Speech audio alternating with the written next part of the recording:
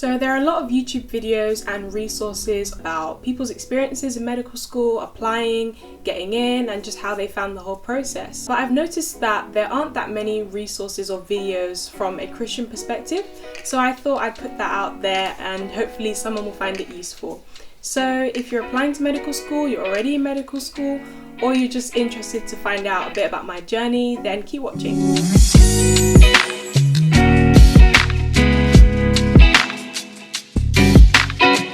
Hey loves, for those of you who don't know me, my name's Jem and I'm a third year med student in the UK. I'm incredibly grateful to be studying medicine, but I'm even more grateful to be a Christian and to know Jesus. Apart from this YouTube channel, I also have a blog and an Instagram page which I post on quite frequently, so I'll post the links to those below as well. I've decided to split up this video into different sections to make it a bit easier to follow, and if there's anything in particular that you want to skip to, I've put timestamps in the link below as well. So let's begin with just before med school. For me, the journey to med school was a bit bumpy and things didn't exactly go to plan. If you want to read more about this, I talk about it a bit in my blog post, which is below. At one point I doubted that I'd even get into med school, but God is faithful, and through a lot of hard work and a lot of prayers, thank God, I got into med school 3 years ago. So starting off with first year and including a bit about freshers as well. Like a lot of people, uni was my first time living away from home, and most people in my year, if you're watching this, hi guys, probably know that drinking and partying are not really my thing. And I'm guessing that a lot of people just assume this is like my typical default Christian answer, but there was actually a lot of thought behind this just before I went into med school. And it was something that I kind of wrestled with, wondering how would I want to spend that freshers week and what would I want to do. Like I spoke about in my recent blog post, I kind of had a hard time during sixth form, and coming to uni I just wanted to have a clean slate, make some new friends and get on with a course that I really enjoyed. And just before coming I did debate whether it would be worth trying out clubbing or just going out with friends, maybe who were drinking and I wouldn't drink. Because on the surface these things seem like really easy ways to socialise and meet new people, make new friends, which of course like anyone wants to do that at uni or when you go to a new place. But I knew that if I wanted to live for God authentically, then I was gonna have to be really clear about what I did and didn't do at uni. So I decided that the whole clubbing, partying thing wasn't really for me. And to be honest with you, I didn't actually find it that hard. I think it is really important to have the right balance between being open-minded but also not compromising what you believe to be true. For me, I went into uni with the mindset of knowing exactly what I would and wouldn't do.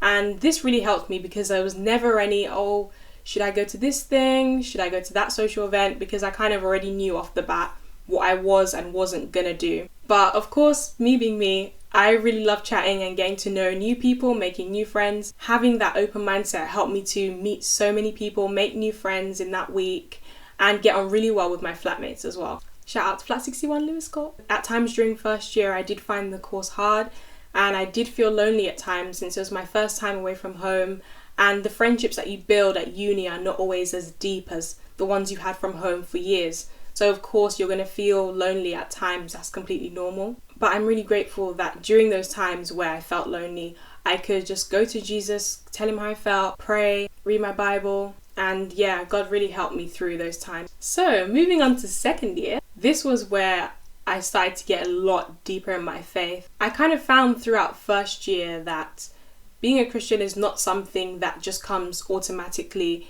It's not something that you can be born into if your whole family are Christians or if all your friends are Christians.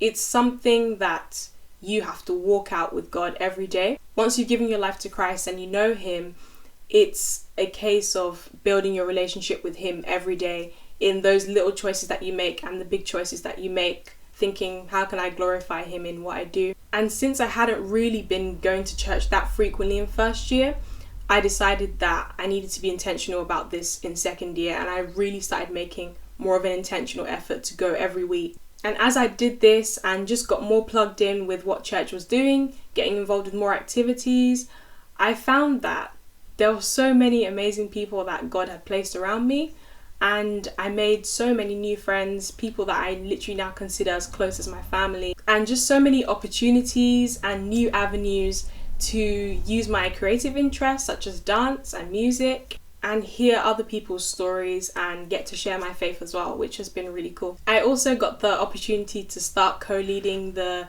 Christian Medical Fellowship. If you don't know what Christian Medical Fellowship or CMF is, then I can put some information below. But it's basically just an organisation of Christian med students, doctors, nurses, healthcare professionals all over the UK. It just provides you with a really good support system of people who are going through something so similar to you. And yeah, it helps you build your family where you're at uni. So yeah, I found that really amazing.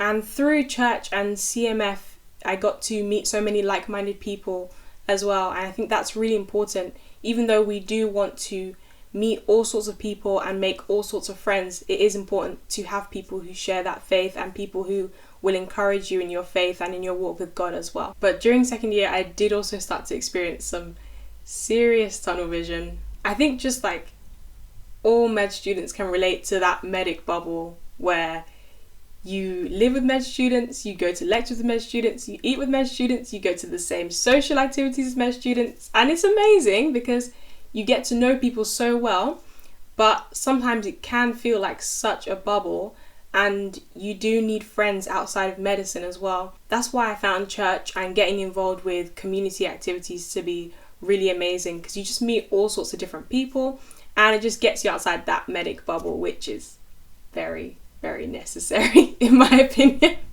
And I recently spoke a lot about this on my Instagram page, so if you want to check out what I had to say about that, then just check the description as well. So moving on to third year. In all honesty, I think third year was both the hardest year yet and my best year yet, to be honest.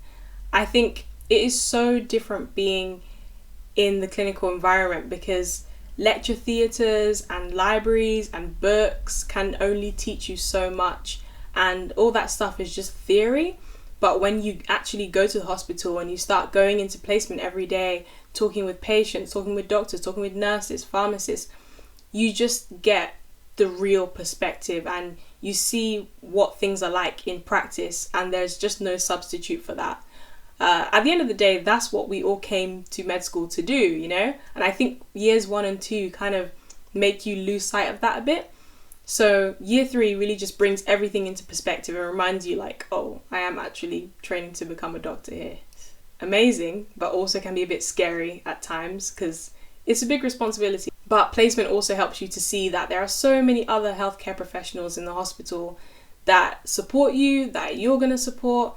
And I think all just coming together for the patient makes everything worth it, to be honest. And third year also showed me the importance of just living holistically and having that community. Similar to second year, but this was like a much more full picture of what to expect. Once again, CMF and church played huge roles in this. At the start of third year, I got the opportunity to co-lead a dance small group with one of my great friends. If you're watching this, you know who you are.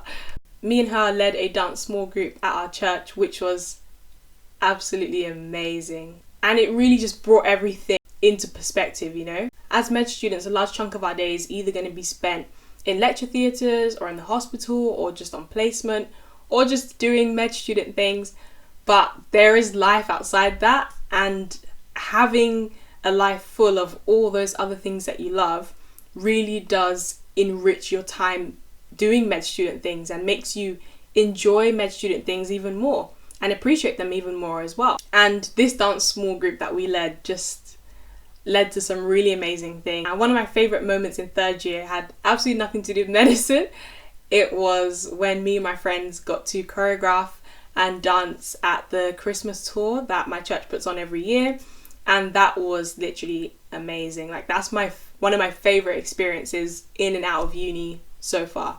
And it just showed me the importance of prioritising both medicine and your work and your study alongside the things that you love, such as your creative interests, your hobbies, just anything that really makes you happy. So, like, in summary of all the stuff that I've discussed, sometimes as a med student you might start to feel a bit overwhelmed by the work and the study and just the amount of time and effort that you put into the degree. But every minute that you put into it, you will get out of it, and plus, to be honest. Over the 3 years, God's shown me that His plan for us may not always feel comfortable, and it may not always be what we're expecting, but it has extraordinary purpose behind it.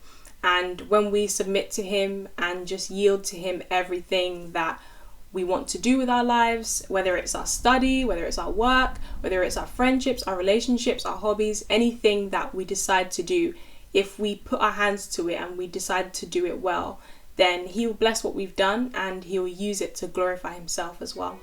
So thank you so much for watching this video. I hope you stay safe and have a lovely day.